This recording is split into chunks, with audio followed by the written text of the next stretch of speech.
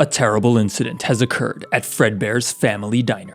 After horrified families were evacuated, the crime was inspected and the body was removed. It looks as if no one will ever enter the beloved establishment again. But not everyone or everything has left the building. Evan Afton had it pretty good. Most kids only got to go to Fredbears' family diner for birthday parties a few times a year, but Evan was there every day. He could play all the arcade games for free, he could watch the animatronics perform whenever he wanted, and he had access to an unending supply of pizza. His father owned the place, after all. By all accounts, Evan Afton should have been the luckiest kid in town. Thus, it was no surprise that when the boy's 10th birthday party rolled around, it was at Fredbears. For most kids, it would be an awesome place to have a party, but for Evan, it was just another cold Monday evening in November. He'd played all the arcade games already, he was sick to death of pizza, and to top it all off, his best friend, Charlie Emily, had gone missing. Sure, he and everyone else held out hope that she might be found, but she had been gone for months. The chances of her coming back in any form were basically slim to none. As Evan sits alone in the animatronics workshop backstage, it immediately becomes apparent that the boy is terrified of the animatronics, no doubt a result of his older brother Michael constantly tormenting him whilst disguised as one. However, Evan's solitude is quickly interrupted by the arrival of his father's business partner, the eccentric robotics genius, Henry Emily. What you doing? What you doing? Why are you hiding? Why are you hiding? It's your birthday, my boy. All your friends are here to see you. Is everything all right, bud? Look, I know it's not the most inventive place to throw your party, seeing as you're with us here after school every day anyway. But there's a great turnout for you. We've invited your whole class. We closed the place just for you. We decorated Arcade Alley and Prize Corner, and I asked Chef John to double the batter of the Freddy's chocolate fudge cake, so it's gonna be enormous. They scare me.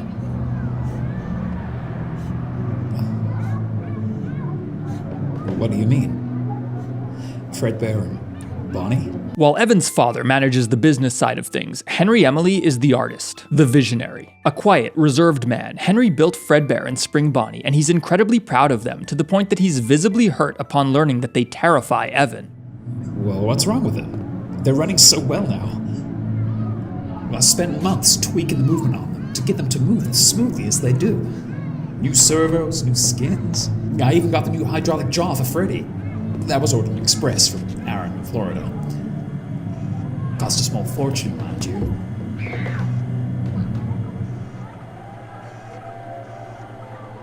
You should go and enjoy your party.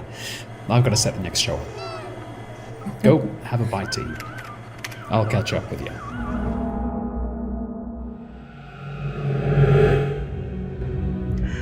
Three 3 1/4 turns clockwise to lock the back panel in place.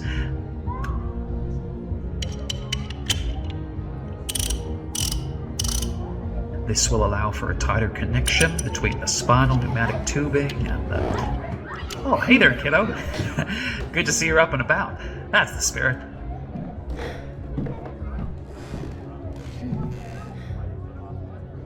Are you enjoying your party? Yeah, don't worry, I get it. I'm not much of a people person myself. Don't get me wrong, I get such a kick out of entertaining you kids. But doing it behind the window, making these critters sing and dance, well, that's how I like it. And that's enough for me. Your father, on the other hand, definitely prefers a crowd. Suddenly, the two are interrupted by Fredbear employee Jeremy Fitzgerald, who FNAF fans will know as the main protagonist of Five Nights at Freddy's 2. Prefers a crowd. Mr. Emily, hi. Can I go get a slice of pizza now? I'm starving. Please, sir, please. Not just yet, Jeremy. You'll get your chance. Okay, that's fine. I'll just starve. That boy is eager beaver, I tell ya. Oh, no, you don't have to go, bud. You are just in time to help test out the new jaw for your birthday performance. You want to see it? As Henry speaks, Evan's phobia of the animatronics emerges once again.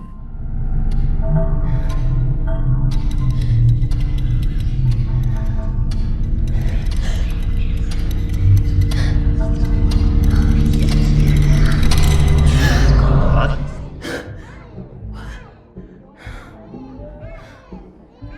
There is nothing to worry about. I'm here to look after you, even when your dad's not here. You know that, right? All the time. Anytime. Time after time? Time after time. Yep, just like your favorite song. We love a bit of a Cyndi Lauper musical jamboree, don't we? Time after time.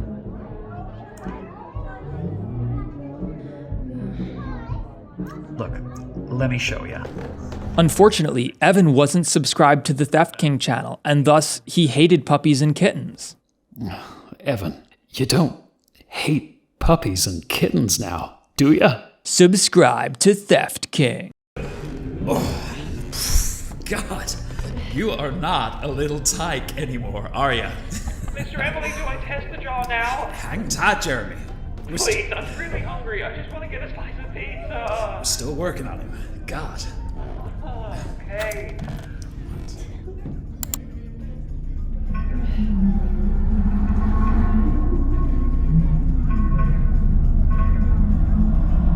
Ta-da!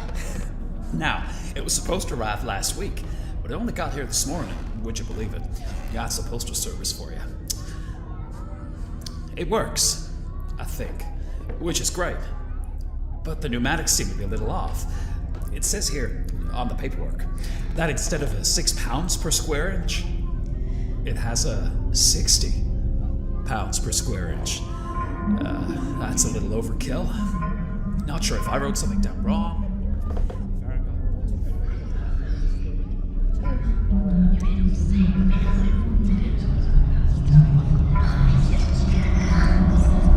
What, want to take a closer look? Come on. However, as Henry enthusiastically shows off Fredbear's powerful new hydraulic jaw, we see the microphone Jeremy used moments earlier rolling across the desk.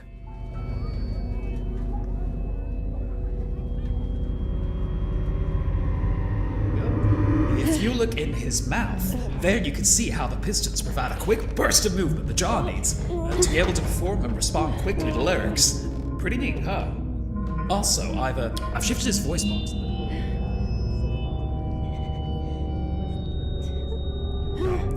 Should make me sound a little less beatnik and a little more classy.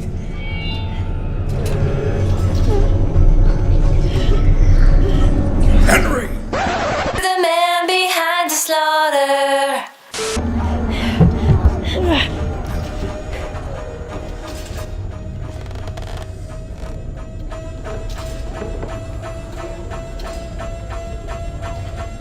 William, your boy was... God damn it, Jeremy, what are you doing? Oh, shit. I'm sorry. That was an accident, sir. It went off by God, you nearly itself. took the boy's head off. I just stepped out to go get a slice of pizza. Sorry, boss. Am I gonna get fired?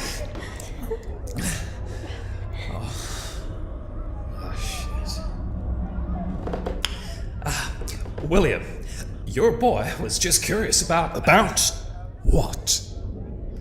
Hiding inside the animatronic? Or being eaten alive by one? William is horrified to see that his youngest son almost had his head taken off by Fredbear, and he admonishes Henry for being so irresponsible. How many times? They're not toys, Henry. And they certainly aren't fit for children to be playing around on. Furthermore, William chastises Henry for making these substantial upgrades to Fredbear's jaw without his approval. What the hell did you do to Fredbear's jaw? That wasn't approved by me or the finance team. Was it? As previously mentioned, Henry is more of the inventor, the artist, and William is more of the businessman, and we get the sense that the two have often clashed over these kinds of things in the past. Aside from that...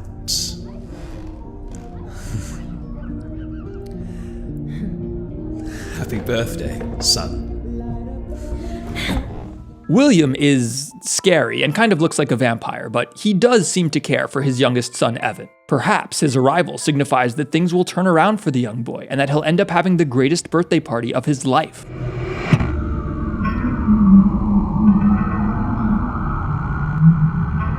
As William embraces Evan, the boy questions where his father has been all this time. They haven't seen him in days.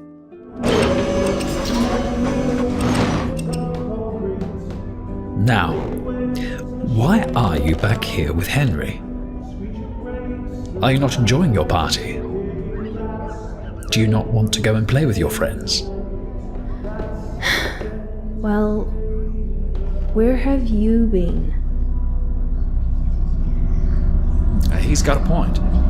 Look, we haven't seen you all weekend, Will. I had to do all the party preparations myself for your son.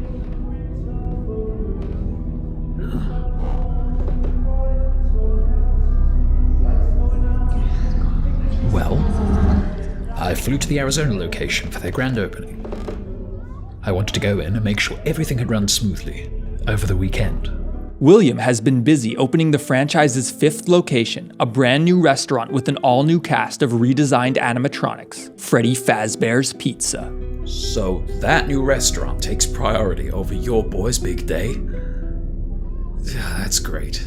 Real great. It's the 5th Fazbear location, Henry. However, when he encourages Henry to come visit the new location and see the incredible things that they're doing, the latter has a very interesting reaction. There's amazing stuff over there. I tell you, my redesigns are an absolute hit with the kids. You'd know that if you'd ever take the time to come visit us. You know! Why? I can't.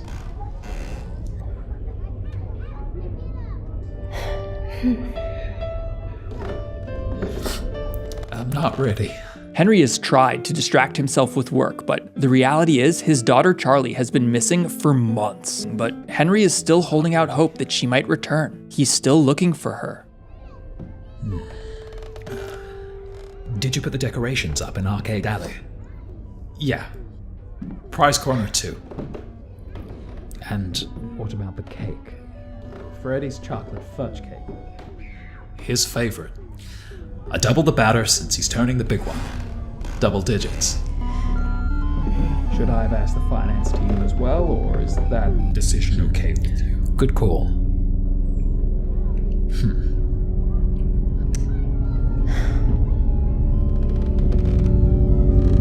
Hey, Evan.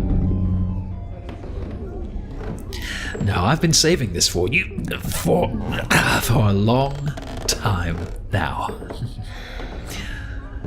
This is an old Afton heirloom. I was given it when I was your age, but we can't give life to it yet. We'll open it together a little later. Yes? Okay.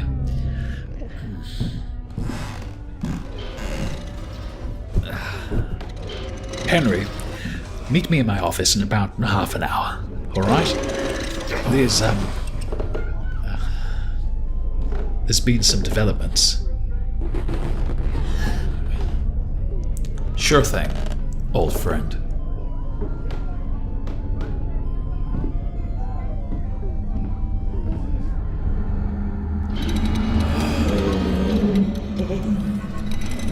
Wait, Yes.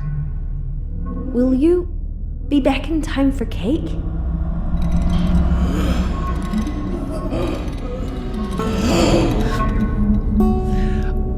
Of course, my boy.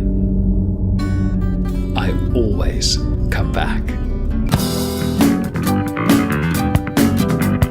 Five Nights at Freddy's 4 tells the story of Afton's youngest son. Tormented by his elder brother, the boy develops a phobia of the animatronics at his father's establishment, and he's eventually killed in a tragic accident involving Fredbear's jaw.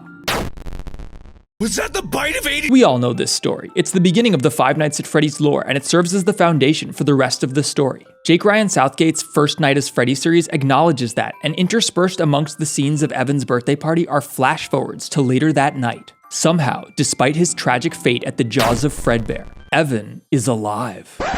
Sort of. As the child awakens, he's horrified to see Spring Bonnie standing next to him, but he's even more horrified to realize that his body is no longer his own. Instead, looking down, he realizes that somehow he's become Fredbear. As the stage comes alive all on its own in the middle of the night, a panicked Jeremy flees from the disturbing sight. Recognizing that he's bolted to the stage, Evan begins to tug at his leg, eventually releasing himself, and as he does, we see a burst of air firing out from the stage. This is a really neat detail. Most of us imagine that the animatronics are powered by gears and electric servo motors or whatever, but in actuality, animatronics like these were powered by air compressors. They were basically giant puppets. The series is actually full of incredible Easter eggs and references to other FNAF media. In this scene, we see that Evan's pile of gifts are full of cameos from some of the greatest FNAF YouTubers out there, and also this asshole. Furthermore, the series plays around with time quite a bit, jumping back and forth between the party and after the bite, sometimes within a singular episode. And we see that at the end of the present when Evan confronts his father as he's walking away.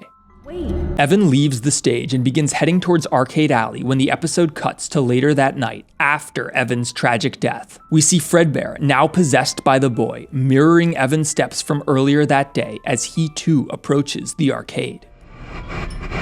However, as he does, he hears the sound of a young girl's voice calling out to him.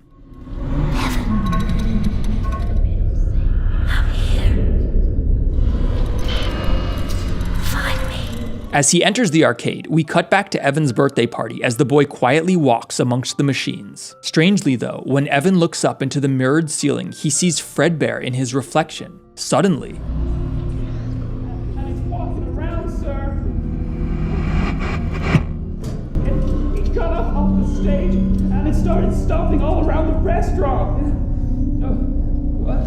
No, I'm not high this time. I promise.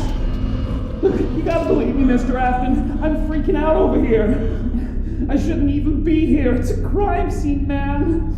No, I don't want to go to jail. What? No, I haven't found it yet. Yes, I know it's important. Yeah, I know it's your family heirloom or whatever. Apparently, shortly after Evan's death, Jeremy was sent to the restaurant by William to retrieve something precious, some sort of prized family heirloom. The gift. It's very subtle, but if you've been paying attention to the clues, a lot of mysteries are revealed right here. Henry's daughter Charlie has been missing for months because she's dead. William Afton killed her, and like Evan after her, she was resurrected, though not in her own body. Instead, she finds herself possessing a prized Afton family heirloom, a strange marionette. The same marionette that William intends to give to his son as a birthday gift. The night of Evan's death, Charlie, in the body of the puppet, resurrects her friend's soul in the body of Fredbear. That is who's calling to Evan throughout these scenes. It's Charlie, possessing the puppet.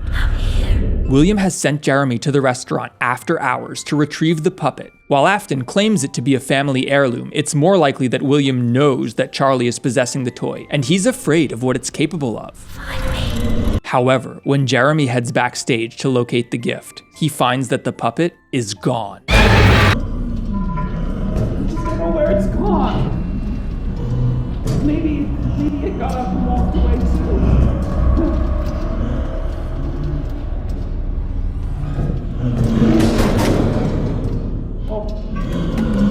Oh God. Sir? I think it's coming. As Evan/Fredbear approaches the staff room, he begins to see a strange figure in his peripheral vision. A teenager several years older than Evan, wearing a foxy mask. It's at this moment that we're finally introduced to the main character of the classic Five Nights at Freddy's games, the prodigal son, Michael Afton.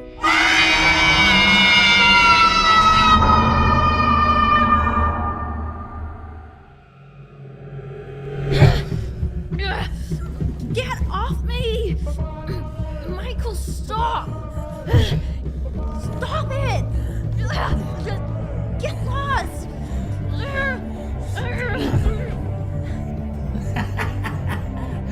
The wait is over. 0 days until the party.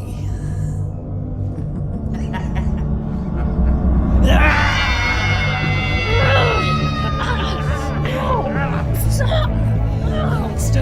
As Michael relentlessly bullies Evan, the youngest Afton child decides that it's time to deploy his special move, a secret technique passed down amongst the younger Afton siblings for generations, the forbidden art meant only to be used in the most dire of circumstances. Evan kicks Michael in the balls.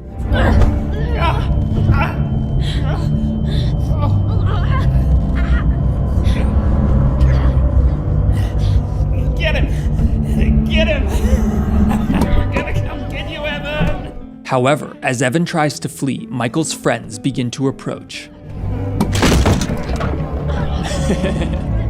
What's wrong, Evan? No one else is scared.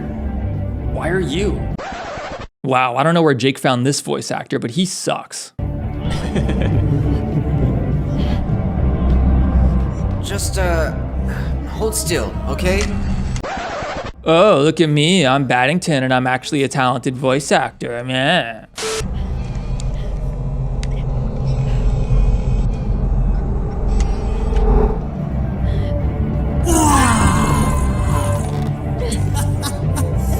Oh, stop being such a baby. Damn it, Verbal Ace is way better than me too, ugh.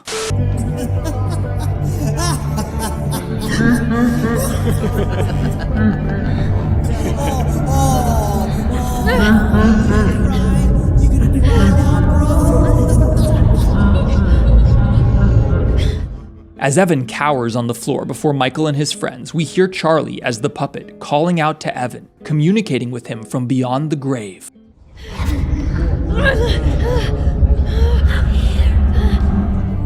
Yo, that was rad, my man. Get his face. Good shit.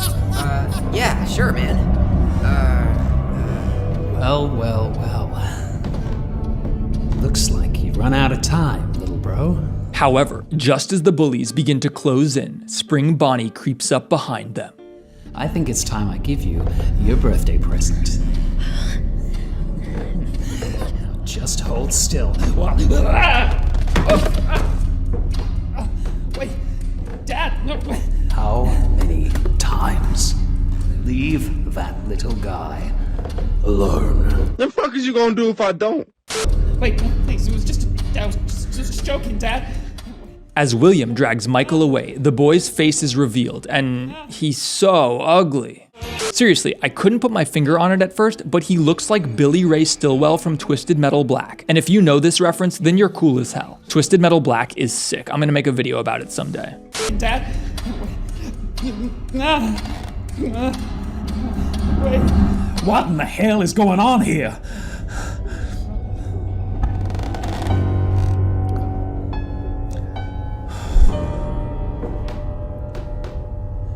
Not again.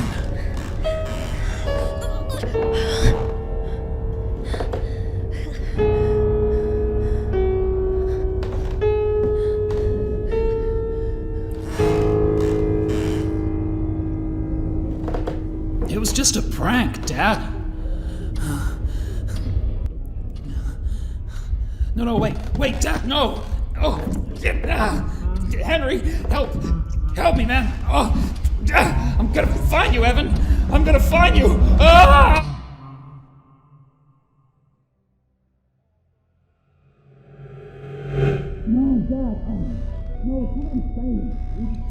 Now, why don't you boys go and pick on someone your own size? Sorry, sir.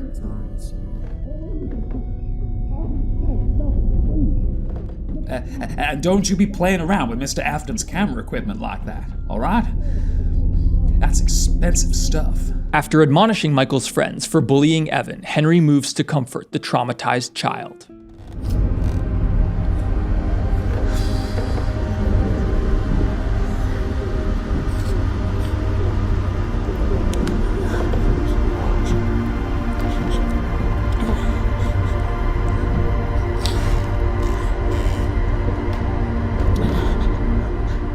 Don't pay any attention to Bud. Okay? Don't be scared. I'm here with you. He's always like this. He won't stop until he finds me. You know, I'm real sorry about the jaw thing earlier. I should have watched what I was doing. Jeremy is gonna get a darn good talking to, that's for sure.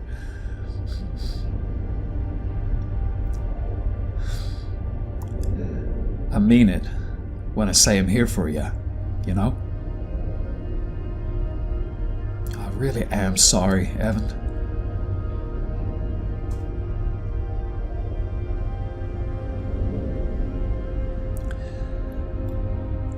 As long as you're on my watch, I won't let anything bad happen to you. I promise.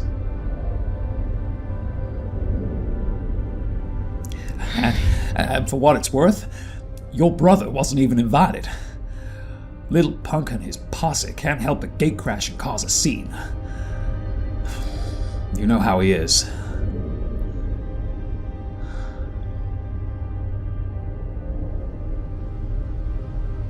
If it's any consolation, I think he's just jealous. You getting all this attention.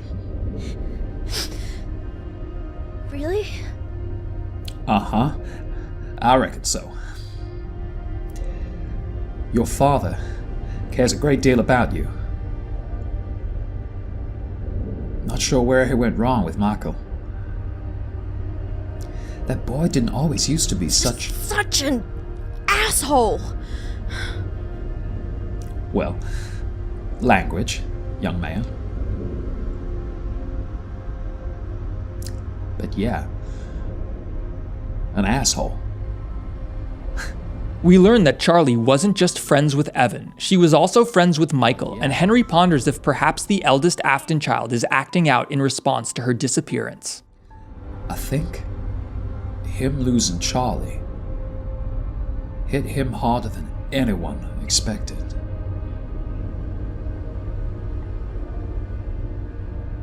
I miss her. Me too, but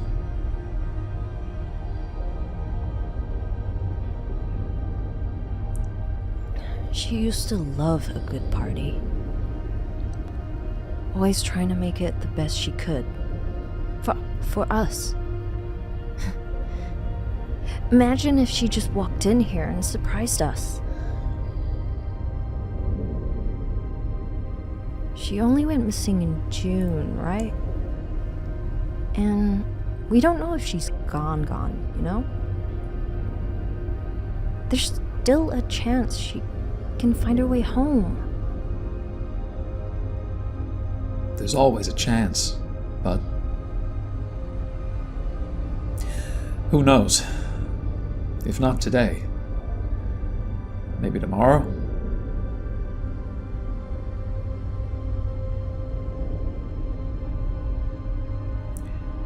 Tomorrow is another day.